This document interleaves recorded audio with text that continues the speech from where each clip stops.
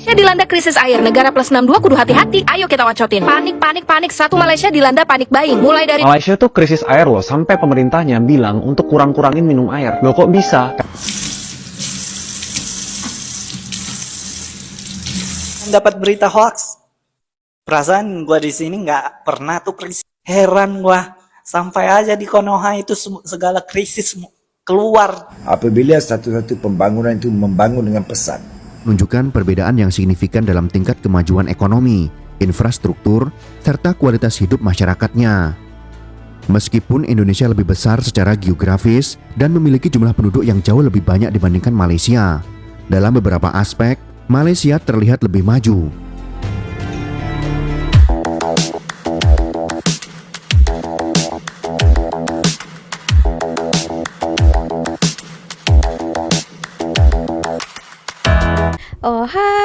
Halo, hai semuanya. Apa kabar teman-teman? Jumpa lagi bersama Sari di channel ini. Sari doakan dimanapun kalian berada, tetap diberikan kesehatan ya, dipermudahkan, dilancarkan segala urusannya. Mereka tak ada poin untuk menjatuhkan negara Malaysia. Akhirnya ya mereka terpaksa mempercayai berita-berita yang tak betul. Apalagi ini saya tengok konten kreator yang cukup terkenal ya, yang mengatakan di Malaysia itu krisis air. Nah, ini sebenarnya ya teman-teman, dulu pada tahun 2023 ini pernah saya reaksikan dulu 2023. So, kira-kira sudah 2 tahun. Katanya konten kreator ini kalau di Malaysia itu adalah krisis air ya, tak ada air katanya. Nah, kembali lagi di-upload daripada ada satu channel dan booming, viral ya, jadi banyak konten kreator yang lainnya itu men-stitch video ini, katanya mana ada di Malaysia itu krisis air gitu ya. Nah, nanti kita akan dengarkan tanggapan daripada orang Indonesia dan juga orang Malaysia juga mengenai ya, mereka kata Malaysia itu pernah krisis air katanya. Aduh, itu hari katanya Malaysia krisis pangan, tak tahu mau makan apa, sebab kan katanya beras tak ada. Nah, ini lagi katanya air lagi. Tuh, langsung saja. Nanti kalau kalian mau beri komentarnya boleh ya. Oke, langsung saja kita dengarkan. Sebelum tanggapannya, kita dengarkan macam mana beritanya ini. Malaysia tuh krisis air loh, sampai pemerintahnya bilang untuk kurang-kurangin minum air. Loh kok bisa? Kalian kebayang gak sih kalau Indo kekurangan air? Ini tuh terjadi sampai warganya tuh panic buying. Dia beli semua air mineral, 1 juta warga Penang sama Kedah, karena itu kekurangan air bersih. 1, gangguan sistem di sepanjang Sungai Muda, jadi aliran air tuh mengering. 2, curah hujan juga lagi rendah. Tapi walaupun sebenarnya pulih dalam 24 jam, tapi banyak penjual makanan tuh kena dampaknya sampai harus tutup warung karena nggak dapat air. Tapi menurut menterinya, ciao, ini cuma bertahan 120 hari. Minta konsumsi dikurangin 20%, jangan boros. Cuma ya, gila juga ya, nggak kebayang kalau misalnya kita krisis air. Kalian ada nggak yang tinggal di Malaysia? Bener nggak sih ini? Malaysia tuh krisis air loh, sampai pemerintahnya bilang untuk kurang-kurangin minum air. Loh kok bisa?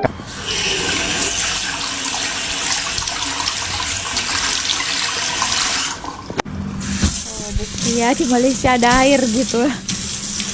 Oke.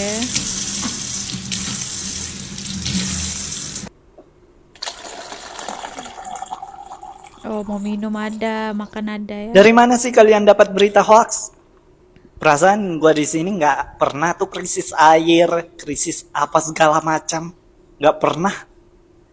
Apatah lagi krisis makanan, krisis minyak segala macam, nggak pernah sama sekali. Heran gua, sampai aja di Konoha itu segala krisis keluar.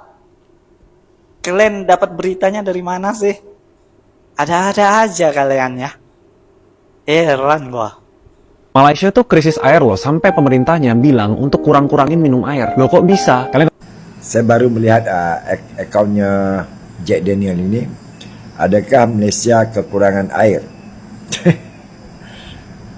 Saya mengatakan tidak. Sebab kami ada tempat tadahan air yang cukup banyak. Seperti di Selangor, di Terengganu, di Kelantan, di Melaka, Johor, Negeri Sembilan, di mana lagi, di Perak, di Kedah, kan, banyak, Penang. Cuma apabila satu-satu pembangunan itu membangun dengan pesan, perbezaan bandar-bandar baru, perumahan-perumahan baru, dan setiap bangunan-bangunan itu harus dibekalkan dengan air, makanya disinilah timbul permasalahan yang besar. Sebab apa? Pipe-pipe kebanyakan harus diganti sebab pun tidak dapat menampung tekanan-tekanan yang bakal dialurkan melalui pipe tersebut dan dikuatiri pecah. Ya, itu maksud dia. Banyak sistem perpaitan kami ini masih lagi sistem yang lama. Kan bagi setengah negeri macam Kelantan, Kedah, Terengganu. Kedah pun bukan semua tempat. Macam di Penang bukan kegai semua tempat. Yang ada segelintir tempat di mana kawasan itu seperti kampung-kampung yang lama, masih lagi sistem yang lama. Begitu juga di Kelantan, di Selangor, iaitu perpaitan dia sudah memakan masa puluhan tahun, perlu ditukar. Jadi ini akan makan masa. Jadi kalau Jack dia mengatakan kerana bekalan air itu tidak sampai, betul. Tapi kalau mengatakan kekurangan air itu, saya sangkal. Ya. Sila mampir. Kan boleh melawat Tasik Kenyek, antara tasik yang terbesar di Asia Tenggara. Begitu juga Temenggu Dam, begitu juga Macap Umbu Melaka, Jus Melaka, Teraci Dam, Talang Dam. Itu semua tempat simpanan air. Jadi kami semua di Malaysia ni tak perlu risau. Di Selangor kita ada Kelanggit dan ada terowong kenal air daripada Pahang alihkan ke Selangor, kan? Jadi tidak ada kegusaran pipe air itu berkurangan. Cuma perpaitan itu harus diperbaiki daripada masa ke masa. Sebab pun tidak dapat menampung tekanan permintaan yang banyak. Di sinilah menjadi masalah bagi kami. Kadang-kadang air itu tidak dapat datang dengan cepat. Mungkin makan masa 2-3 tahun ke depan, mungkin pengaliran pipe itu akan bertambah baik. Jadi Jack Daniel kalau mengatakan kekurangan air itu salah. Tapi kalau mengatakan sistem perpaitan itu kurang baik, ya, saya akui.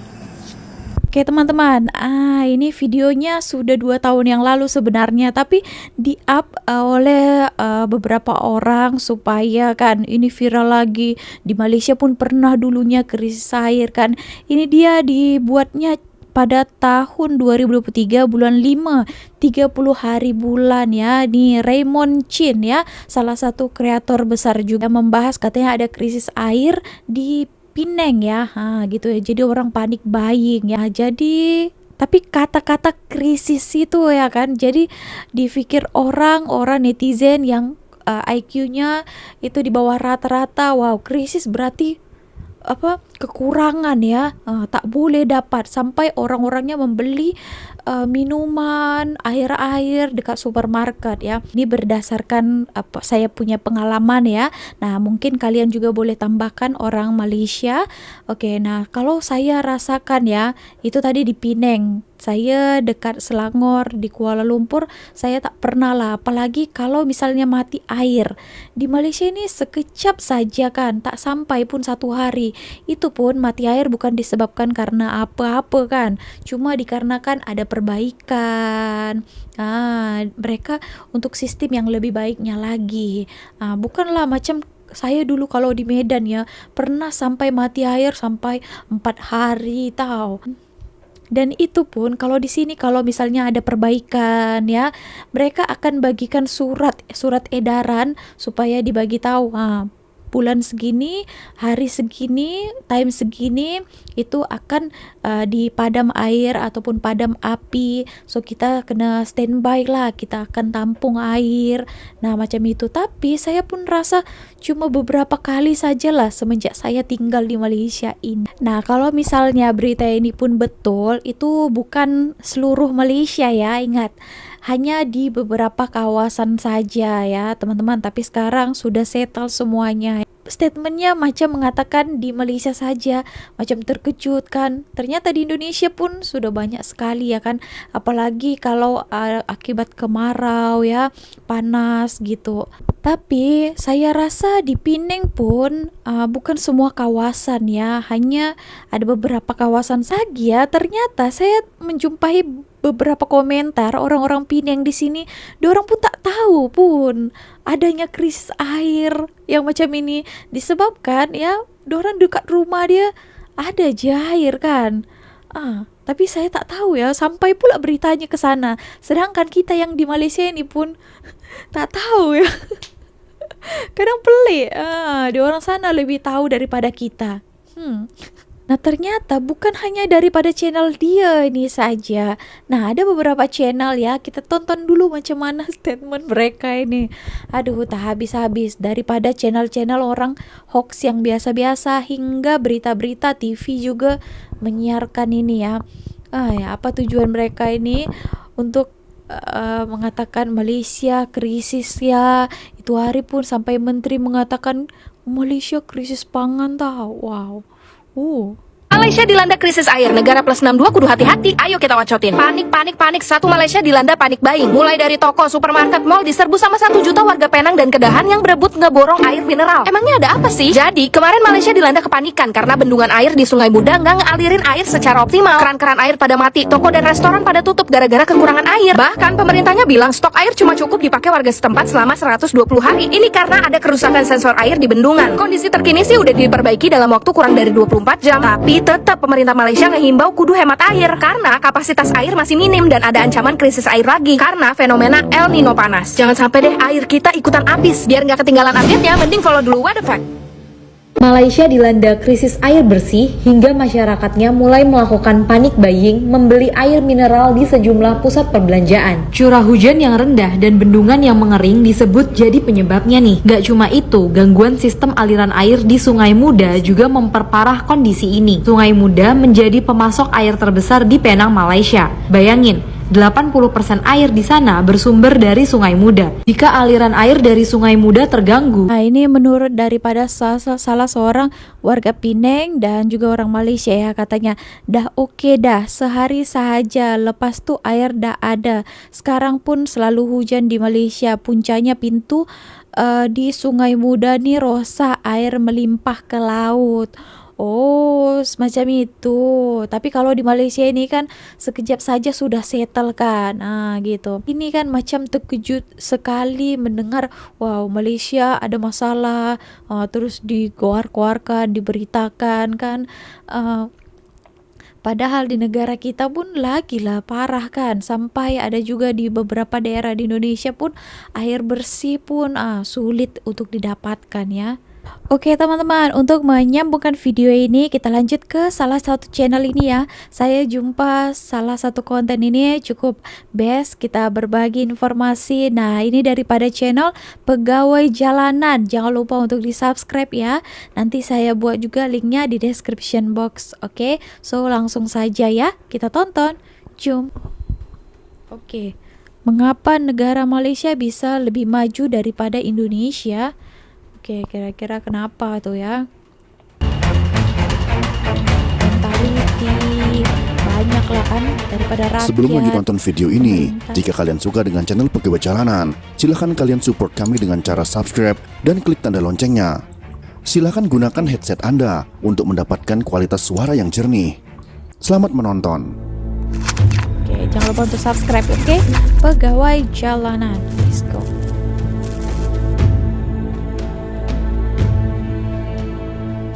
Indonesia dan Malaysia, meskipun merupakan dua negara yang berada di Asia Tenggara dan memiliki banyak kesamaan sejarah, budaya dan juga sosial, terlihat menunjukkan perbedaan yang signifikan dalam tingkat kemajuan ekonomi, infrastruktur, serta kualitas hidup masyarakatnya. Meskipun Indonesia lebih besar secara geografis dan memiliki jumlah penduduk yang jauh lebih banyak dibandingkan Malaysia, dalam beberapa aspek, Malaysia terlihat lebih maju. Dalam video ini akan dibahas mengapa Malaysia lebih maju dibandingkan Indonesia dengan mengacu pada berbagai data terkini yang mencakup jumlah penduduk, produk domestik bruto atau GDP, tingkat kesejahteraan, pendidikan, dan tingkat korupsi di masing-masing negara. Oke, ini korupsi ini ya kan yang membuat rakyat kita itu yang miskin semakin miskin ya kan, yang kaya Salah satu semakin faktor kaya. utama yang membedakan Indonesia dan Malaysia adalah jumlah penduduknya.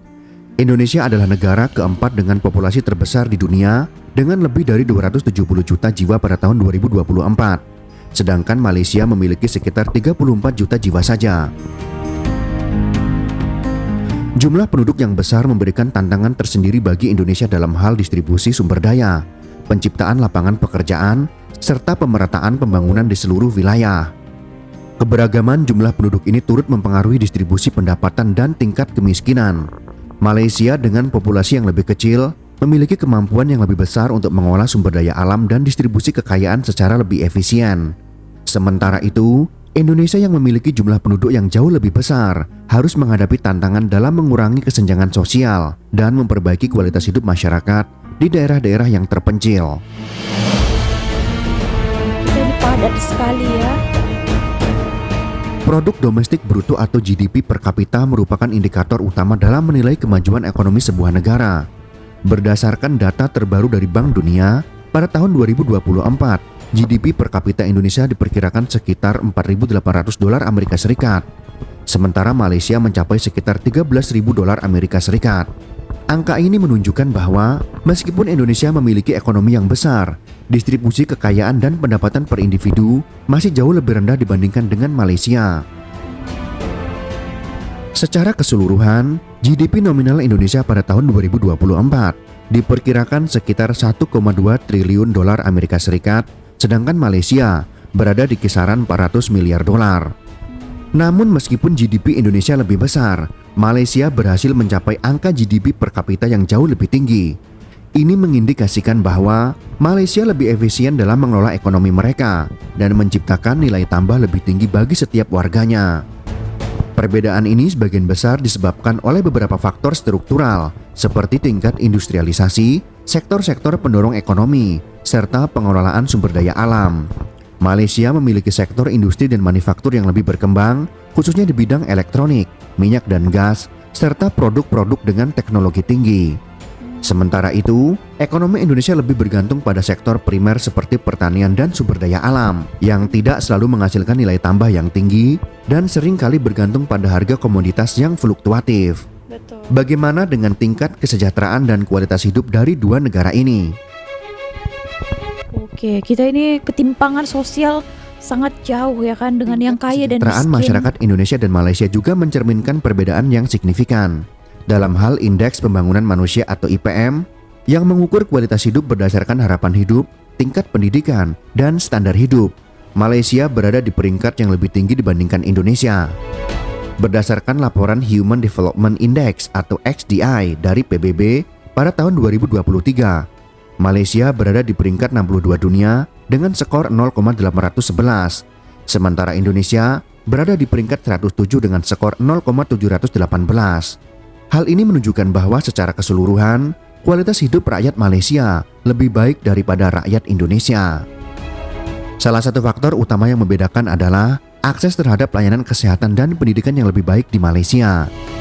Di Malaysia, sistem kesehatan dan pendidikan telah berkembang pesat dengan fasilitas medis dan sekolah yang lebih banyak tersedia di seluruh negeri, terutama di kota-kota besar seperti Kuala Lumpur. Sementara itu, Indonesia meskipun sudah mengalami kemajuan di sektor kesehatan dan pendidikan, masih harus menghadapi kesulitan dalam menjangkau daerah-daerah pedalaman, terutama di luar Pulau Jawa, di mana fasilitas publik dan akses terhadap layanan dasar masih sangat terbatas. Oke, Selain iya ya. itu, Malaysia Tak juga semua memiliki merata tingkat ya. kemiskinan yang jauh lebih rendah. Pada tahun 2023, tingkat kemiskinan di Malaysia tercatat sekitar 5,6%, sedangkan di Indonesia mencapai 9,3%. Tentunya jauh lebih banyak karena populasi di Indonesia jauh lebih besar daripada di Malaysia. Oke, nah 9,3% katanya kan, padahal faktanya daripada Bank Dunia, World Bank itu katanya 60,3% ya teman-teman, hampir setara 172 juta orang miskin ya di Indonesia. Nah ini lain ya, mungkin ini datanya daripada bank di Indonesia. Tapi dunia mengatakan 60,3, jadi setengah lebih, 40% kira-kira baru yang menengah ke atas ya, mungkin yang sederhana. Selebihnya itu ya kekurangan ya. Meskipun dalam catatan Indonesia telah berhasil menurunkan angka kemiskinan dalam beberapa tahun terakhir, ketimpangan antar wilayah dan ketergantungan pada sektor informal menyebabkan angka kemiskinan tetap tinggi. Bagaimana kondisi pendidikan dari kedua negara ini? Pendidikan adalah salah satu aspek penting yang menentukan tingkat kemajuan suatu negara. Malaysia telah menginvestasikan banyak sumber daya dalam sistem pendidikan mereka, dengan fokus pada peningkatan kualitas dan aksesibilitas pendidikan di seluruh negara. Berdasarkan data UNESCO, Malaysia memiliki tingkat partisipasi kasar atau Gross Enrollment Ratio di tingkat pendidikan dasar dan menengah yang sangat tinggi, sekitar 95%. Di sisi lain, Indonesia memiliki tingkat partisipasi kasar di pendidikan dasar sekitar 92%, meskipun di beberapa daerah, partisipasi di pendidikan menengah masih rendah. Salah satu faktor indikator keberhasilan Malaysia dalam pendidikan adalah tingginya jumlah mahasiswa internasional yang belajar di negara tersebut. Malaysia menjadi tujuan utama bagi mahasiswa dari negara-negara Asia Tenggara dan Afrika karena kualitas pendidikan yang baik dan biaya pendidikan yang relatif terjangkau. Ini menunjukkan bahwa sistem pendidikan di Malaysia tidak hanya melayani kebutuhan lokal, tetapi juga menarik minat dari luar negeri. Lalu bagaimanakah dengan Indonesia? Di Indonesia, meskipun pemerintah telah meningkatkan anggaran untuk sektor pendidikan dalam beberapa tahun terakhir, masalah besar seperti kekurangan tenaga pengajar berkualitas, infrastruktur yang buruk, serta ketimpangan antara daerah perkotaan dan pedesaan masih menjadi tantangan utama. Hal ini tentunya berdampak langsung pada kualitas pendidikan dan pada gilirannya pada kemampuan negara untuk menghasilkan sumber daya manusia yang berkualitas. Sekarang bagaimana keadaan kedua negara jika kita bicara dalam tema korupsi? Oke. Korupsi merupakan masalah besar yang dapat memperlambat laju pembangunan di banyak negara, dan Indonesia adalah salah satu negara yang menghadapi tantangan serius di bidang ini. Transparansi Internasional melalui Indeks Persepsi Korupsi atau CPI menempatkan Indonesia di peringkat 104 dunia pada tahun 2023 dengan skor 38 dari 100. Skor ini menunjukkan bahwa korupsi masih menjadi masalah yang sangat besar dalam pengelolaan pemerintahan dan ekonomi Indonesia. Di sisi lain, Malaysia berada di peringkat 57 dengan skor 49 yang meskipun tidak sempurna, menunjukkan bahwa Malaysia memiliki tata kelola pemerintahan yang lebih baik dalam hal mengatasi korupsi. Malaysia telah melakukan berbagai upaya untuk memperbaiki sistem hukum dan pemerintahan untuk meningkatkan transparansi, seperti pembentukan badan pengawas independen dan perbaikan dalam sistem peradilan. Meskipun demikian, korupsi tetap menjadi masalah besar di Malaysia, terutama terkait dengan kasus-kasus besar yang melibatkan pejabat tinggi dan pebisnis besar. Namun, langkah-langkah yang diambil oleh pemerintah Malaysia dalam pemberantasan korupsi menunjukkan hasil yang jauh lebih baik dibandingkan dengan Indonesia, di mana korupsi sudah mengakar kuat di berbagai level pemerintahan, dari kalangan atas sampai kalangan rakyat jelata, jika definisi korupsi itu termasuk perilaku mengambil sesuatu yang bukan haknya. Akhirnya kita sampai pada kesimpulan, dalam banyak aspek, Malaysia menunjukkan tingkat kemajuan yang lebih tinggi dibandingkan Indonesia. Walaupun Indonesia memiliki potensi besar karena ukurannya yang besar dan jumlah penduduk yang jauh lebih banyak, tantangan dalam hal pengelolaan sumber daya, distribusi kekayaan, dan pengurangan kemiskinan masih sangat besar. Malaysia dengan ukuran yang lebih kecil mampu mengelola ekonomi dan sumber daya alam dengan lebih efisien, sehingga menghasilkan tingkat kesejahteraan dan GDP per kapita yang lebih tinggi. Keberhasilan Malaysia dalam bidang pendidikan, kesehatan, dan tata kelola pemerintahan juga menjadi faktor kunci yang membedakan kedua negara ini. Meskipun Indonesia telah menunjukkan kemajuan yang signifikan dalam beberapa tahun terakhir, tantangan besar seperti ketimpangan sosial, kualitas pendidikan yang belum merata, dan tingkat korupsi yang tinggi masih menghambat laju kemajuan negara ini. Namun, Indonesia memiliki potensi besar untuk berkembang dengan fokus pada perbaikan sistem pendidikan, pemerintahan yang lebih transparan, dan pengelolaan sumber daya alam yang lebih berkelanjutan. Indonesia memiliki peluang untuk mengejar ketertinggalan dan mencapai tingkat kemajuan yang lebih tinggi dalam beberapa tahun ke depan. Bahkan jika itu semua berhasil, Indonesia tentunya akan menjadi raksasa yang besar di kawasan Asia Tenggara.